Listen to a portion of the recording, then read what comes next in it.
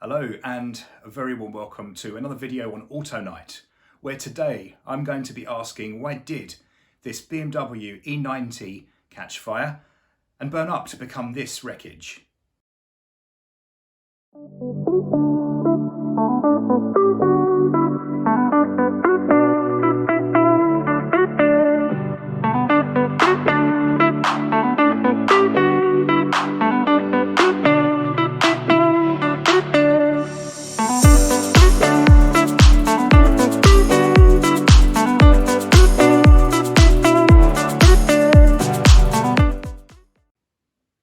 Let's take a moment to set the scene.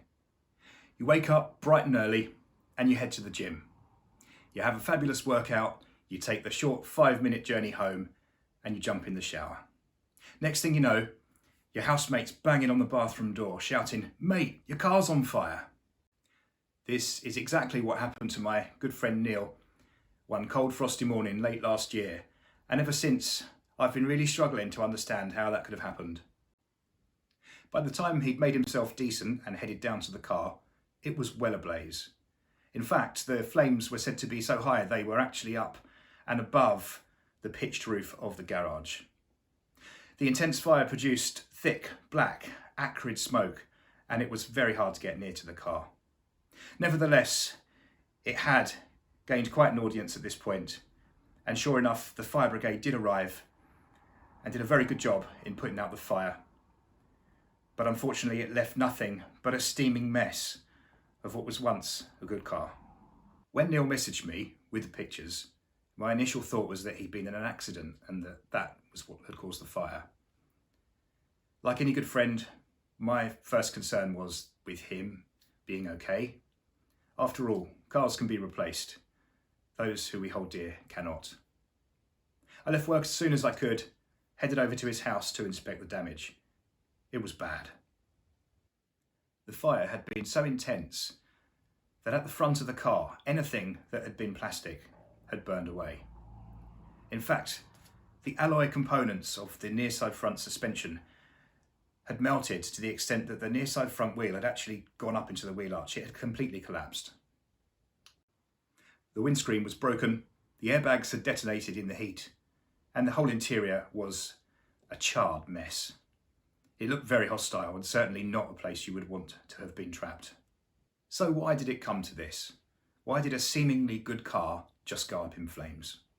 I'd gone to look at this car with Neil when he'd gone to buy it, and it seemed a great example. It had a good history. It was a very straight car. In fact, there wasn't a single dent on any panel. It didn't even look like it had ever had any paintwork.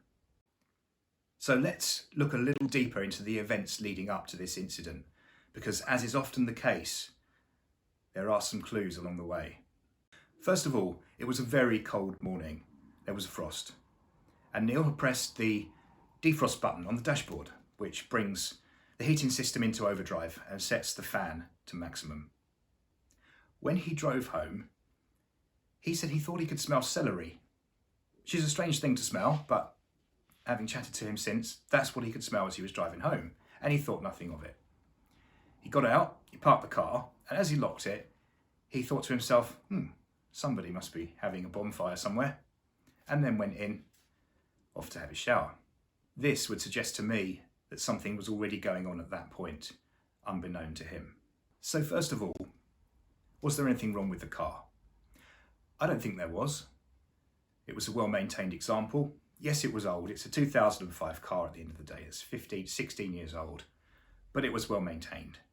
In fact, I'd replaced a couple of rear shock absorbers on it just a few weeks before. When Neil got the car, there was an issue with the ABS. The ABS light was on, and I traced that back to some corroded reluctor rings on the rear drive shafts. In fact, it only actually needed one in the end, and I replaced the off side, the easier side, where you don't have to take the exhaust down. So yeah, it was a straight car. There weren't any problems with it. Didn't have any major oil leaks. I don't know, these BMWs can often have very leaky cam cover gaskets. Nothing significant, no real reason to think it had any defects. The next question is, are there any known issues with these cars? And the answer is possibly yes. There are 2 recalls that I've managed to track down. The first is the heater blower motor wiring. Now, the wiring can overheat and melt very close to the multi-plug, the connector, where the wiring joins onto the heater fan motor. This can be serious. And these cars were recalled to have this section of wiring replaced with a heavier gauge wire, stronger, thicker wires. My E92 has been recalled for this very reason, and I have dropped down. You can actually check your own. There's a tray you can drop down under the dash. On the near side, just slightly forward of the glove box, you can drop that down and you can actually inspect the wiring. And of course, you can call the dealer to find out if your car has been recalled.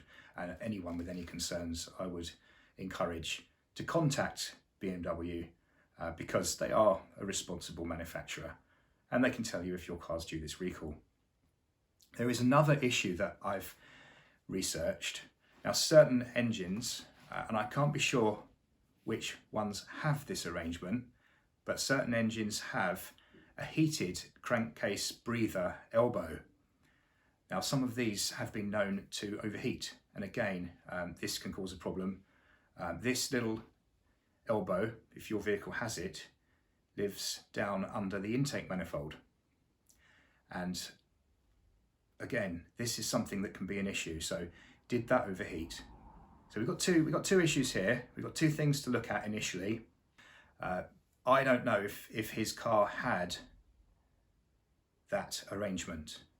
If anyone knows whether an N52 2.5 BMW E90 would have that arrangement, please feel free to add it in the comments. I spent years working with Volkswagen Audi.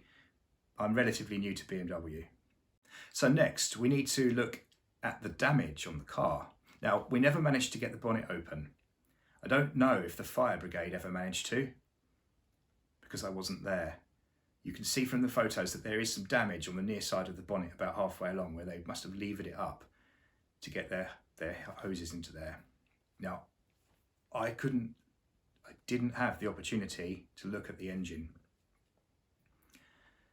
which is a shame. But if you look at the fire damage, it's quite clear that it seems to be centered more to the near side, and it clearly was in the car as well. Now, the heater motor lives just behind the glove box, and for me it's quite plausible that had there been an issue with that, and if that's where the fire had originated, it would have spread inside the car behind the dashboard, and it would very quickly, through the use of plastics on these cars, have breached the bulkhead and entered the engine bay.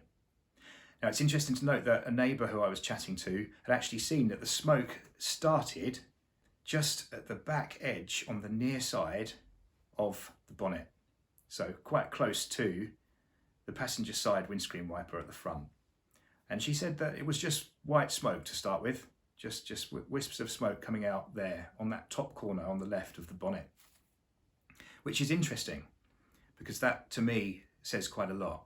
She said it spread quite quickly. Next thing she saw was flames, and it went from there.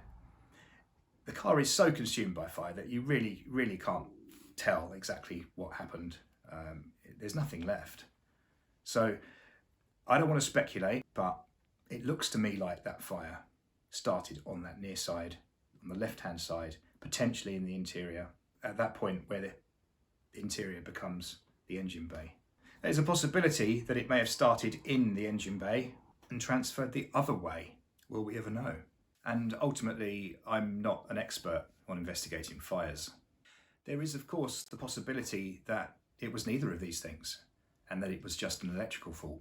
Electrical faults can come in many forms. The two main enemies for a car really would be a short circuit or a high resistance situation. Now, short circuits, most circuits are covered by fuses, but there are some circuits that cannot be. For instance, the starter, just due to the current draw, it's just so excessive that there will be no fuse that could protect that, and it would be blowing all the time. So certain aspects of a car do not have fused circuits. In terms of resistance, yes, resistance equals heat. So if you have a poor connection, That can cause a situation where there's an increase in heat, which can cause a fire. You only have to think of your typical element on an old-fashioned stove, a cooker, hob. That essentially is a very high resistance piece of wire, and the fact that it has such a high resistance causes heat. If that was just an ordinary piece of wire, it would be a short circuit and it would just pop. So resistance and the formation of heat as a result of resistance has its uses, but you don't want that going on in the wiring of your car because the consequences can be disastrous. So we can't rule out the possibility that it was something completely different.